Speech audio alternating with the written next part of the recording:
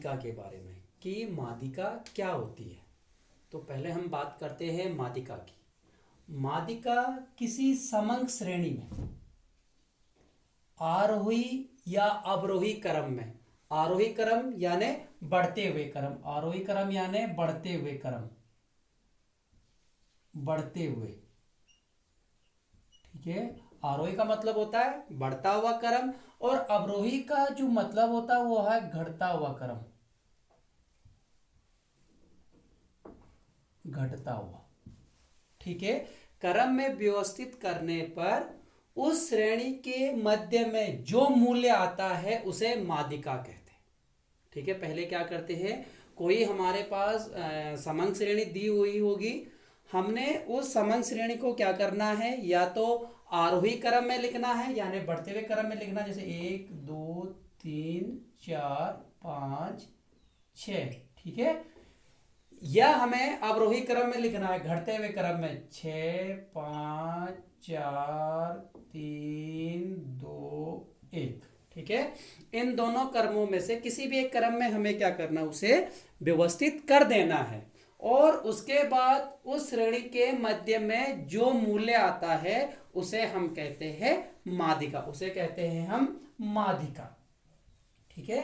या हम इसे इस तरह से कह सकते हैं कि मादिका वह मध्य मूल्य है जो श्रेणी को दो बराबर भागों में विभाजित करता है, जो क्या करता है, श्रेणी को दो बराबर भागों में विभाजित करता है, ठीक है। अब हम बात करते हैं मादिका के गुणों की कि मादिका के क्या गुण होते हैं। सबसे पहला गुण होता है स्पष्टता, ठीक है। सबसे पहला गुण कौन सा है, स्पष्टता। मादिका एक ऐसी माप है जिसकी स्थिति प्रत्येक मूल्य श्रेणी में अत्यंत स्पष्ट होती है तथा इसे प्रत्येक श्रेणी में निश्चितता के साथ निर्धारित किया जाता है, ठीक है। तो मादिका का जो सबसे पहला गुण है वो क्या है, वो है स्पष्टता, कि मादिका क्या होती है, प्रत्येक श्रेणी में क्या होती है, स्पष्ट होती है, ठीक है। दूसरा है सरलता। मादिका समझने और गणना दोनों ही दृष्टियों से क्या होती है, सरल होती है, ठीक है। मादिका को समझना भी क्या होता है, सरल होता है और मादिका की गणना करना भी क्या होता है, बहुत ही सरल होता है। अब मादिका का तीसरा गुण है वो है बिंदु रेखीय प्रदर्शन संभव। मादिका की गणना बिंदु रेखीय रीति से भी की जा सकती है। जो मादिका की गणना है उसे हम बिंदु रेखीय जो रीति होती है हमारी, उस रीति से भी हम क्या कर सकते हैं, मादिका की गणना कर सकते हैं। अब बात करते हैं मादिका के दोषों की कि मादिका के दोष कौन कौन से हैं, मादिका के दोष क्या क्या है, ठीक है। मादिका का जो पहला दोष है वो है मूल्यों को व्यवस्थित करना आवश्यक है। मादिका में जो भी पद मूल्य हमको दिए हुए होते हैं, हमें क्या करना होता है, उन मूल्यों को व्यवस्थित करना आवश्यक होता है, ठीक है। वो हमें जैसे किसी भी क्रम में दिए हो सकते हैं, जैसे 12 11 8 5 9 14 10 15 13, मतलब है ना, जैसे मान लीजिए किसी भी क्रम में दिए हुए हो सकते हैं, जैसे यहाँ पे 11 है, 12 है, 15 है, 9 है, 8 है। तो सबसे पहले हमें क्या करना है, इन मूल्यों को व्यवस्थित क्रम में रखना, या तो हमें इन्हें आरोही क्रम में रखना है या तो हमें इन्हें क्या करना, अवरोही क्रम में रखना, पर हमें क्या करना, इनको व्यवस्थित क्रम में रखना है, ठीक है। दूसरा है सभी अवमूल्यों पर आधारित नहीं। जो मादिका होती है वो सभी अवमूल्यों पर क्या नहीं होती है, आधारित नहीं होती है। मादिका का जो तीसरा दोष है वो है कि कठिन गणना। मादिका की गणना कठिन। अब मादिका की गणना कठिन कैसे हो सकती है कि यदि श्रेणी में पदों की संख्या कम हो या श्रेणी में पदों की संख्या अधिक हो, तब क्या होता है कि मादिका की गणना करना कठिन हो जाता है। तब क्या हो जाता है, जो मादिका की गणना होती है उस मादिका की गणना करना हमारे लिए बहुत ही कठिन हो जाता है, ठीक है। जब क्या होता है, पदों की संख्या या तो कम हो या तो पदों की संख्या अधिक हो। अब हम करते हैं बच्चों मादिका की गणना। ठीक है, कि मादिका की गणना कैसी की जाती है। तो सबसे पहले जो मादिका की गणना की जाती है वो की जाती है व्यक्तिगत श्रेणी से। ठीक है, कि व्यक्तिगत श्रेणी से मादिका की गणना कैसे की जाती है। तो उसके लिए सबसे पहले आपको क्या करना होता है कि पदों को या तो आरोही या अवरोही क्रम में व्यवस्थित करना होता है। पहले क्या होता है कि जो हमारे पास सवाल में जो भी पद दिए रहते हैं उन पदों को हमें क्या करना है, व्यवस्थित क्रम में लगाना होता है। या तो उन्हें आरोही क्रम में लगाइए या तो फिर अवरोही क्रम में लगाइए। जब ये प्रक्रिया पूरी हो जाती है फिर हम क्या करते हैं, इस सूत्र का प्रयोग करते हैं, किसमें, व्यक्तिगत श्रेणी में। ठीक है, सूत्र क्या है, m बराबर साइज ऑफ n+1/2। ठीक है, यहां पे m क्या है, m है मादिका और n क्या है, n है पदों की संख्या। ठीक है, n क्या है, पदों की संख्या है। अब यहां पे एक सवाल है कि निम्न पदों से मादिका की गणना करनी है। ठीक है, हमारे पास यहाँ पे कुछ पद दिए हुए हैं, मैंने यहाँ पे कुछ पद लिखे हुए हैं। उन पदों में से हमें क्या करनी है, मादिका की गणना करनी, हमें बताना है कि इनमें से मादिका कौन सी है। ठीक है, जैसे 6 है, 9, 12, 26, 17, 23, 5, 11, 18, 15, ये हमारे पास क्या है, पद है। तो सबसे पहले हम क्या करते हैं, पदों को या तो आरोही क्रम में लिखते हैं या तो अवरोही क्रम में लिखते हैं। ठीक है, तो जैसे पहले मैंने पदों को यहाँ पे क्या कर दिया है, आरोही क्रम में लिख रहा हूं।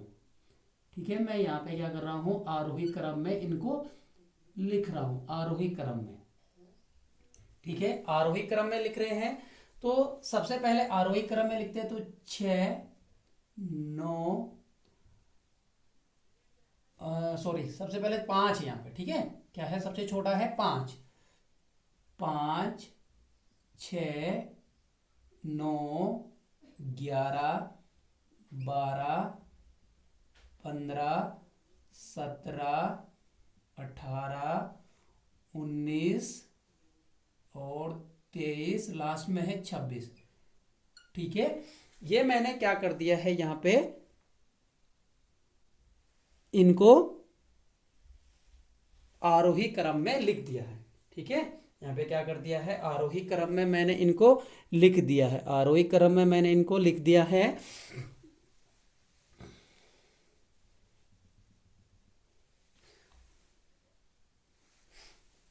आरोही क्रम में हमने यहाँ पे लिख दिए हैं इनको।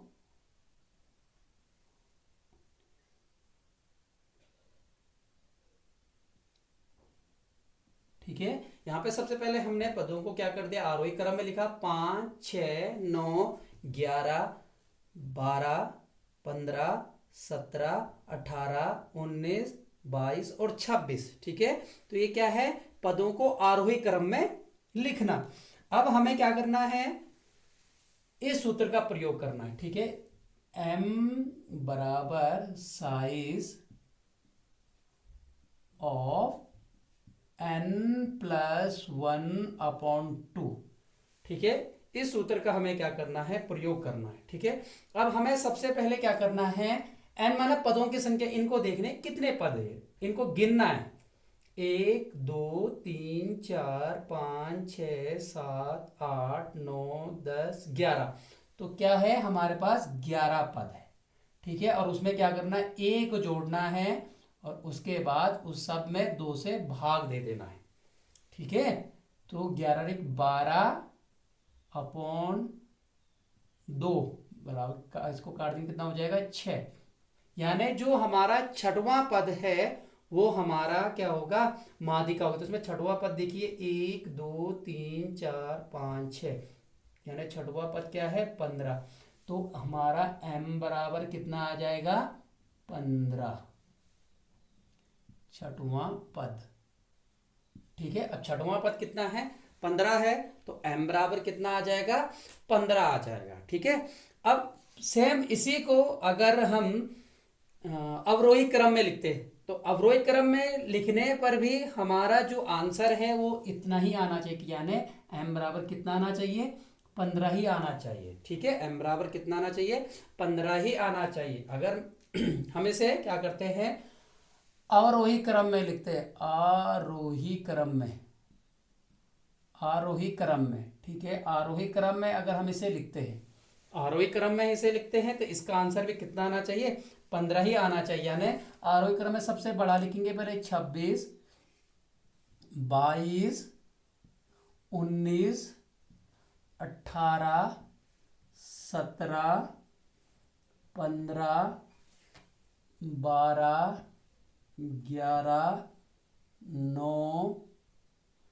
6, 5। ठीक है, ये हमने इसे क्या लिख दिया, अवरोही क्रम में इसको लिख दिया। ठीक है, अवरोही क्रम में लिख दिया है। अब हमें फिर वही सूत्र का प्रयोग करना पड़ेगा इसमें भी। ठीक है, इसी सूत्र का हमने क्या कर दिया, इसमें प्रयोग कर दिया है। तो अब सबसे पहले हम क्या करेंगे, इसमें पद गिनेंगे। पद कितने हैं, 11 ही है, 1 2 3 4 5 6 7 8 9 10 11, 11 पद है और उसमें 1 जोड़ देंगे और उसे फिर 2 से भाग दे देंगे। तो कितना हो जाएगा, 12/2 बराबर कट जाएगा, कितना हो जाएगा, 6, छठवां पद। ठीक है, छठवां पद कौन सा है, यहां से देखिए, छठवां पद भी देखिए आप, 1 2 3 4 5 6, तो यानी m बराबर 15। ठीक है, देखिए दोनों आंसर क्या आ गए हमारे, सेम आ गए। चाहे आप उसे आरोही क्रम में लिखिए चाहे अवरोही क्रम में लिखिए, हमारा जो आंसर आएगा वो क्या आएगा, एक ही आएगा। अब हम मादिका की जो गणना है वो खंडित श्रेणी से करेंगे। ठीक है, खंडित श्रेणी से मादिका की गणना। तो खंडित श्रेणी से मादिका की गणना कैसे की जाती है, ठीक है, उसके लिए आपको इन 3 बातों का ध्यान रखना होगा। इन 3 बातों का आपको विशेष ध्यान रखना होगा कि खंडित श्रेणी से मादिका की गणना कैसे करनी है। सबसे पहले आपको क्या करना है कि श्रेणी में जो संचय आवृत्ति को ज्ञात करना है। ठीक है, श्रेणी में सबसे पहले क्या करना है, संचय आवृत्ति को ज्ञात करना है। दूसरा आपको n+1/2 पद ज्ञात करना है। दूसरा आपको क्या करना है, n+1/2 पद ज्ञात करना है, जो हम क्या करते थे, व्यक्तिगत श्रेणी में भी करते थे।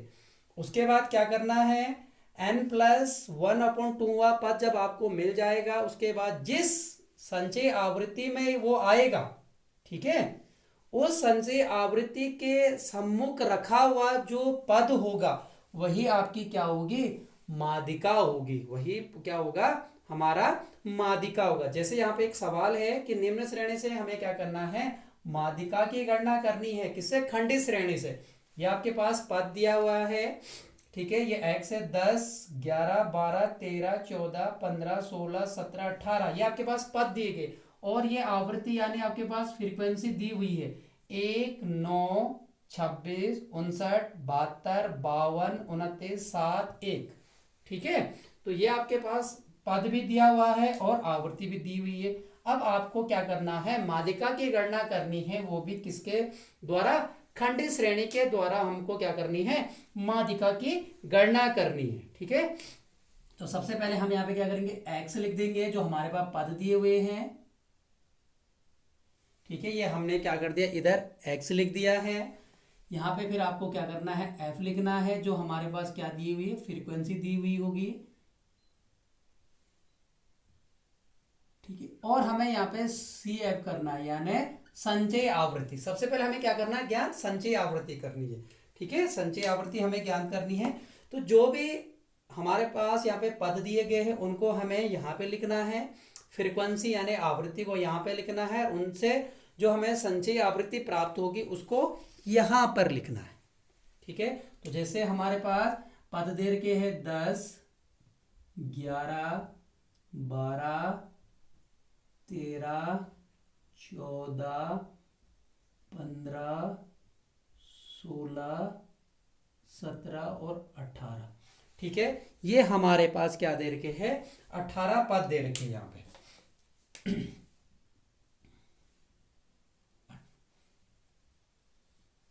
ठीक है, अब हमें क्या करनी है, इन पदों के सामने की जो फ्रीक्वेंसी जो आवृत्ति उनको लिखना है, 1 9 26, 59, 72, 52, 29, 7 और 1। ठीक है, ये क्या लिख दिया हमने, फ्रीक्वेंसी भी हमने लिख दी है। अब हमें क्या करना है, संचय आवृत्ति ज्ञात कर। सबसे पहले हमें क्या करनी है, संचय आवृत्ति ज्ञात करनी है। अब संचय आवृत्ति कैसे ज्ञात की जाती है, संचय आवृत्ति इस तरह से ज्ञात की जाती है कि इसको सेम लिखा जाता है यहाँ पे। ठीक है, ये जो एक है इसे एक ही लिखा जाएगा यहाँ पे, चाहे कुछ भी हो, 2 हो, 3 हो, 4 हो, 10 हो, 15 हो। ठीक है, वो सेम आता है जो यहाँ पे। उसके बाद संचय आवृत्ति में क्या करते हैं, इसके साथ इसको जोड़ते हैं और जो आएगा उसको यहाँ पे लिखते हैं। ठीक है, यानी हमने कर दिया 1 + 9 बराबर 10। ठीक है, और अब 10 कर दिया है। अब इस 10 के साथ इसको जोड़ देंगे। ठीक है, 10 और 26, 36 हो जाएगा। इस 36 के साथ हमने 59 को जोड़ देना है। कितना हो जाएगा, 95 हो जाएगा। 95 में हमने किसको जोड़ देना है, 72 को जोड़ देना है। अच्छा, हमने 95 + 72 किया तो 167 हो जाएगा। 167 में 52 को जोड़ देना है। ठीक है, 167 में कितने को जोड़ देना है, 52 को जोड़ देना है। तो कितना हो जाएगा, 219 हो जाएगा। 219 में क्या करना है, 29 को जोड़ना है। 219 के साथ 29 को जोड़ना है तो हमारा कितना हो जाएगा, 248 हो जाएगा। 248 में 7 को जोड़ना है। 248 में 7 को जोड़ना है तो कितना हो जाएगा, 255 हो जाएगा। 255 में 1 को जोड़ना है तो 256 हो जाएगा। ठीक है, कितना हो जाएगा, 256 हो जाएगा। ठीक है, अब हमें क्या करना है, इसको फॉर्मूले में रखना है। m बराबर n + 1/2। ठीक है, इस वाले फॉर्मूले में हमें इसको रखना है। ठीक है, तो हमें यहां पर n कितने मिला, n ये है, n हमें ये मिला, n 256।